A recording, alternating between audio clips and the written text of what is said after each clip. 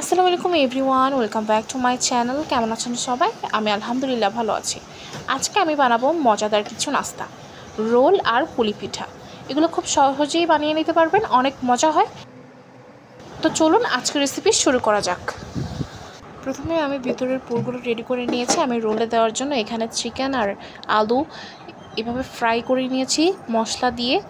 দেন পুলি পিঠার জন্য নারকেল হালকা চিনি দিয়ে তেলের মধ্যে ভেজে নিয়েছি। এখানে আমি গরম পানি বসিয়ে দিয়েছি, ডোতে লাগবে। এখানে আমি ময়দা নিয়েছি, এখানে পরিমাণ মতো লবণ, চিনি দিয়ে দিয়েছি। এগুলো ভালোভাবে মিক্স করে নিতে হবে। এভাবে ভালোভাবে মেখে নেওয়ার পর এগুলো এইরকম একটা ডো তৈরি হবে। এখানে এবার উষ্ণ গরম পানি অল্প অল্প করে ইউজ করতে হবে। এখানে আমি বেকিং পাউডার ইউজ করেছি অল্প পরিমাণে। এখানে অল্প অল্প করে উষ্ণ গরম পানি ইউজ করতে হবে।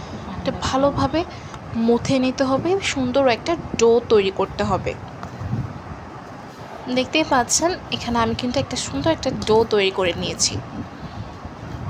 দেখিয়ে নিচ্ছি আমার ডোটা কত সুন্দর হয়েছে।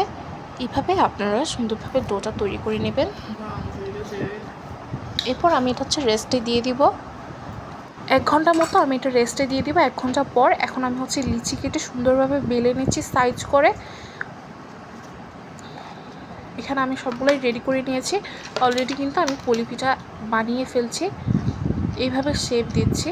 আপনারা আপনাদের পছন্দ মতো পুলি পিঠাগুলো বানিয়ে নিতে পারেন। আমার রোল আর পুলি পিঠাগুলো বানানো হয়ে গিয়েছে। এখন আমি আস্তে আস্তে করে ডোবা তেলে এগুলো ভেজে নেব। আমি কিন্তু রোলে কোনো কিছু ডিমও ইউজ করিনি। ডিমে ডুবিয়ে দেন ময়দাতে এগুলো কোনো কিছু দিইনি, এমনিতে আমি তেলে ভেজে নিচ্ছি। এভাবে আরও বেশি মচমচে হয়, অনেক মজা হয়। আপনারা বাসায় অবশ্যই ট্রাই করবেন। দেখুন আমারগুলো কিন্তু অলরেডি রেডি হয়ে গিয়েছে আর খেতেও কিন্তু অসাধারণ ছিল। আপনার বাসায় অবশ্যই ট্রাই করবেন। ভিডিওটা ভালো লাগলে লাইক কমেন্ট শেয়ার করবেন, একটা ফলো দিয়ে দিবেন যাতে আমার সুন্দর সুন্দর ভিডিওগুলো আপনার কাছে পৌঁছে যায়। আল্লাহ হাফেজ।